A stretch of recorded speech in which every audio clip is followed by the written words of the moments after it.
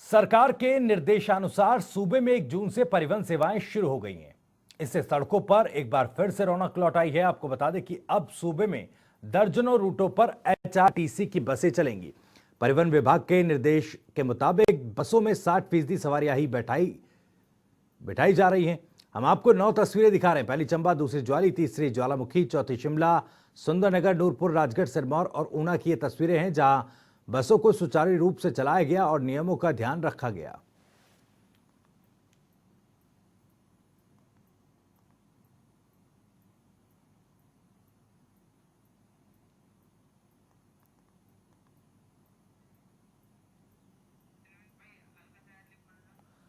तो आपको बता दें कि चंबा, ज्वाली, ज्वालामुखी, शिमला, सुंदरनगर, नूरपुर, राजगढ़, सिरमौर और ऊना की ये तस्वीरें आपके टीवी स्क्रीन पर।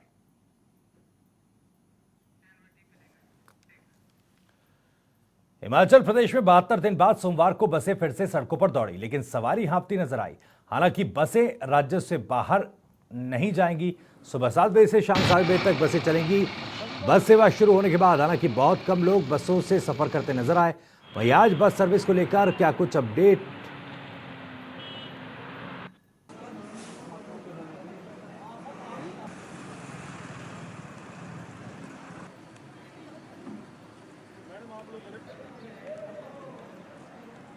तो बसों के परिचालन से कहीं ना कहीं सड़कों पर रौनक लौट आई है। अब लोगों के लिए थोड़ा आसान हो रहा है,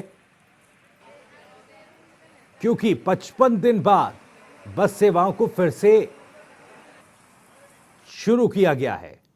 ये 5 तस्वीरें आपके टीवी स्क्रीन पर नूरपुर, सिरमौर, मनाली, राजगढ़ और ऊना की तस्वीरें हैं, जहां पर सुचारू रूप से बसों का संचालन दोबारा प्रदेश में शुरू किया गया है।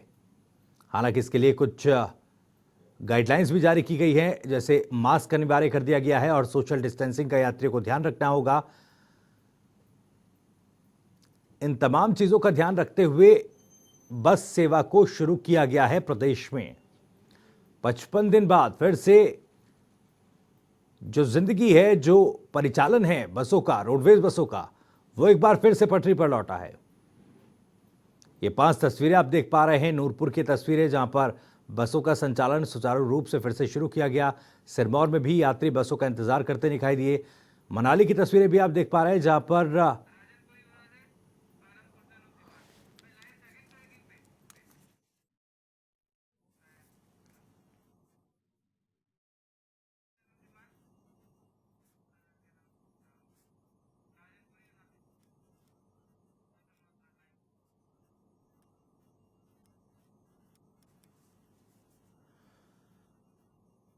तो प्रदेश में बसों का, रोडवेज बसों का संचालन शुरू हो चुका है।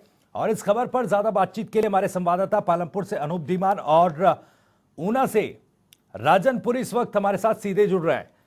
अनूप, पहले आपके पास आना चाहूंगा। 55 दिन बाद फिर से रोडवेज बसों का जो संचालन है वो शुरू किया गया है। फिलहाल क्या कुछ तस्वीर, क्या कुछ अपडेट? ये बहुत अहम था, क्योंकि ऑफिस जो गवर्नमेंट ऑफिस थे, चाहे इमरजेंसी सर्विस थी, क्लास 3 एम्प्लॉयज थे, उन्होंने भी ऑफिस तक पहुंचना था। तो बहुत सी दिक्कत जो है वो उन लोगों को आ रही थी, क्योंकि अब 100% एम्प्लॉयज जो है उनका सुनिश्चित कर दिया है, गवर्नमेंट ऑफिस खुल गए हैं, तो उनका पहुंचना जो था ऑफिस तक को बहुत मुश्किल था। ऐसे में हिमाचल सरकार ने जो है वो परिवहन व्यवस्था को सुचारू रूप से चलाने का निर्णय लिया। उसके बीच में एक अहम बात ये थी कि एक तो इनको जो एम्प्लॉयज थे उनको उनके गंतव्य तक पहुंचाना था। दूसरा, जो लगातार बसेस खड़ी हुई थी हिमाचल पथ परिवहन निगम की, उनको भी परिवहन व्यवस्था को भी सुचारू रूप से चलाना था। तो ये सबसे अहम था। लेकिन इसके साथ जो सरकार को बहुत सी प्रिकॉशंस जो है वो लेनी पड़ी है। सबसे अहम बात यह है कि इन बसों में अभी 60% सवारियां ही बिठाने का प्रावधान है। दूसरी तरफ अगर बात करूं तो ड्राइवर और कंडक्टर के लिए बहुत सारी इंस्ट्रक्शंस हैं, उनको फॉलो करना है। उसके बिना ये बस जो है वो बस अड्डे से नहीं निकल सकती है। बसों की सैनिटाइजेशन का जो है वो भी साथ में रखा हुआ है। तो वैसे इसमें सबसे अहम बात यह है, क्योंकि प्राइवेट बसेस वालों ने जो है वो प्राइवेट ऑपरेटर जितने हैं उन्होंने अपने हाथ खींच लिए हैं, वो सड़कों पे नहीं उतरे हैं। सिर्फ इक्का दुक्का जो प्राइवेट बसेस है वो सड़क पे उतर रही हैं। लेकिन जो एचआरटीसी है वो जो है वो पूरी तरह से जितने भी ज्यादा रूट हो सकते हैं, अगर मैं पालमपुर की बात करूँ तो 95 रूट पर जो है वो पिछले कल बसेस चली हैं। और एक अहम बात यह है इसमें कि ये जो अभी एचआरटीसी है, क्योंकि इस सारे इसमें जो है इस संचालन में जो है एचआरटीसी कहीं ना कहीं अभी पूरी तरह से घाटे का सौदा जो है वो एचआरटीसी के लिए लग रहा है। अभी हमारी ऑफिसर से कुछ बात हो रही थी, जी। तो अभी जो है वो कुछ दिन तक तो बस ही चलाएंगी। अगर धीरे धीरे इंप्रूवमेंट हुई, जैसे कल और परसों और कल की अगर कुछ एवरेज देखी जाए, पालमपुर की बात करूं तो कुछ इंप्रूवमेंट हुई है इनको इनकम में। लेकिन अगर लगातार अगर यही इनकम पैरेलल रहती है 10 से 15 दिन से, तो इनमें तो हो सकता है कि इसके ऊपर भी कुछ ना कुछ विचार किया जा सकता है, क्योंकि जो इनको कॉस्ट जो है वो लगभग 40 से 45 रुपए पर किलोमीटर जो है वो उनको चाहिए, वो 10 रुपए कहीं इनको उसका जी। मुनाफा हो रहा है। तो कहीं ना कहीं एक घाटे का सौदा एचआरटीसी के लिए जरूर है, लेकिन जी। लोगों की फैसिलिटी के लिए जो है वो परिवहन निगम ने ये फैसला लिया है। जी। तो उस लिहाज से देखा जाए तो कहीं ना कहीं चलिए। लोगों के लिए जो है वो बेहतर सुविधा उपलब्ध कराना जो है इनका ये है। अनूप वापस लौटूंगा आपके पास। राजन पुरी भी ऊना से हमारे साथ जुड़े हुए। राजन, ऊना में क्या कुछ तस्वीरें हैं, किस तरह जो यात्री हैं वो ट्रैवल कर रहे हैं, क्योंकि 55 दिन बाद फिर से रोडवेज संचालन पटरी पर आया है। क्या भीड़ जैसी स्थिति है, और जो नियम कायदे कानून बनाए गए हैं मास्क और बसों के सैनिटाइजेशन और सोशल डिस्टेंसिंग को लेकर, क्या वो पालन कर रहे हैं? मैं आपको बताना चाहूंगा कि ऊना जिला में जो है 40 रूट जो है एचआरटीसी ने निर्धारित किए हैं। 40 रूटों पे जो बसें हैं वो दौड़ेंगी। 3 रूट जो है कांगड़ा के हैं, 2 रूट कांगड़ा के हैं, एक शिमला का है, एक बद्दी का है और एक सोलन का है।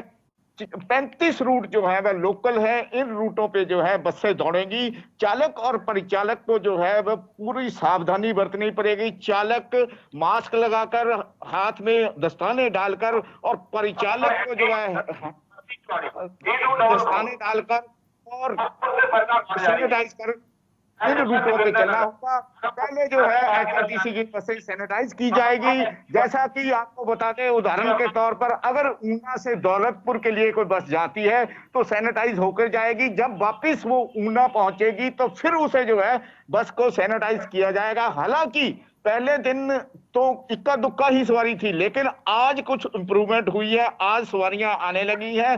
अगर इसी तरह से सवारियों का बढ़ोतरी होती रही तो एचआरटीसी कहती है कि हम अपनी बसें चलाएंगे, लेकिन प्राइवेट ऑपरेटरों ने जो है वो बिल्कुल बंद कर दिया है, क्योंकि वो कहते हैं कि 6,000 रुपए का हमारा दिन का खर्चा है और शाम को हमारी एवरेज जो है वो 500 रुपए की आती है, इसलिए हम जो है ये बसें नहीं चला सकते हैं। उन्होंने सरकार से आग्रह किया है कि जिस तरह से डीजल में वैट की गई है, या तो हमें सब्सिडी दी जाए, अदरवाइज हम जो है वो बसें नहीं चलाएंगे। इस तरह से अगर सवारियां आती कम आई और बसें हमारी नहीं चली तो प्राइवेट जो ऑपरेटर है आत्महत्या करने पर मजबूर हो जाएगा। यहाँ आपको बताएं कि ऊना जिला के बस स्टैंड में जो है शॉपकीपर जो है अधिकतम बंद हैं, जी। क्योंकि ग्राहक नहीं है तो शॉपकीपर आकर क्या करेगा।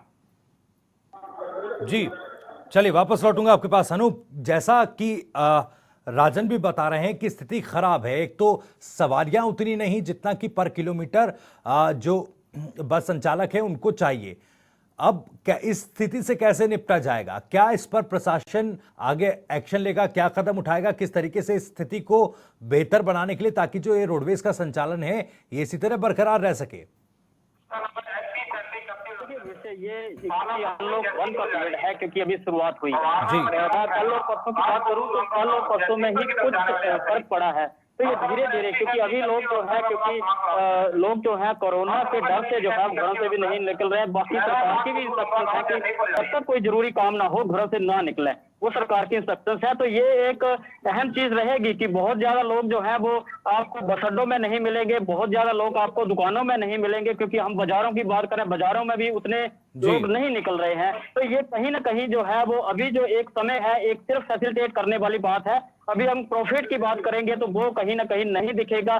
चाहे मैं बस अड्डे की बात करूं, कहीं बाजारों की बात करूं, लोग बहुत कम मात्रा में जो है वो घरों से निकल रहे हैं, क्योंकि ये एक बहुत अहम समय है, क्योंकि अभी महामारी का वक्त है। लोग जो है वो थोड़ा सा, लोगों में कहीं ना कहीं डर भी इस चीज का है कि कहीं बस अड्डों में या भीड़ भाड़ी वाली जगह में वो ना जाए। केवल मात्र जो है जब उनको बहुत जरूरी होगा तभी वो निकले। तो यही एक कारण है कि बहुत कम संख्या में लोग निकल रहे हैं। जो 60% की कैपेसिटी जो है वो परिवहन निगम को दी गई है या प्राइवेट बस वालों को दी गई है, वो 60% भी जो है वो वित्त अभी तक पूरी नहीं हो पा रही है। यही एक कारण है। कहीं ना कहीं अगर 60% भी इनकी सवारियां पूरी हो जाती है तो कहीं ना कहीं इनका खर्चा जो है वो पूरा हो सकता है। तो ये अभी कुछ दिन के लिए रहेगा, लेकिन जैसे जैसे अनलॉक 2 की तरफ हम बढ़ेंगे तो जी। ये सारी चीजें जो है वो एक ना एक दिन बिल्कुल। नॉर्मल जो है वो जरूर आएंगी। जी जैसे जैसे जी, आम जनजीवन जो है पटरी पर लौटेगा तो रोडवेज का जो एक आर्थिक जो ढांचा है वो भी और बेहतर होगा। अनूप, चाहूंगा कि जो तस्वीरें हैं पीछे जहां आप इस वक्त मौजूद हैं वो तस्वीरें बताएं, किस तरह की स्थिति है, क्या कुछ फिलहाल जो बस स्टैंड पर हालात हैं, किस तरह के हालात हैं?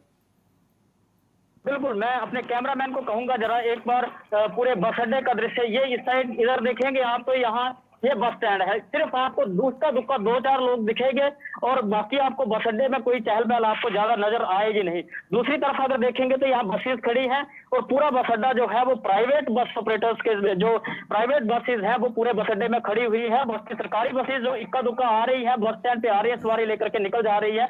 बहुत ज्यादा रश में कहूँ तो बहुत ज्यादा चहल पहल जो है वो अगर मैं पालनपुर बस स्टैंड की बात करूँ तो यहाँ पर नहीं है। जी भविष्य जी राजन, वहां क्या कुछ स्थिति है? तस्वीरें दिखाइए दर्शकों को, क्या कुछ हालात हैं ऊना में फिलहाल? मैं अपने कैमरामैन को कहूंगा कि ऊना बस स्टैंड की तस्वीरें दिखाए।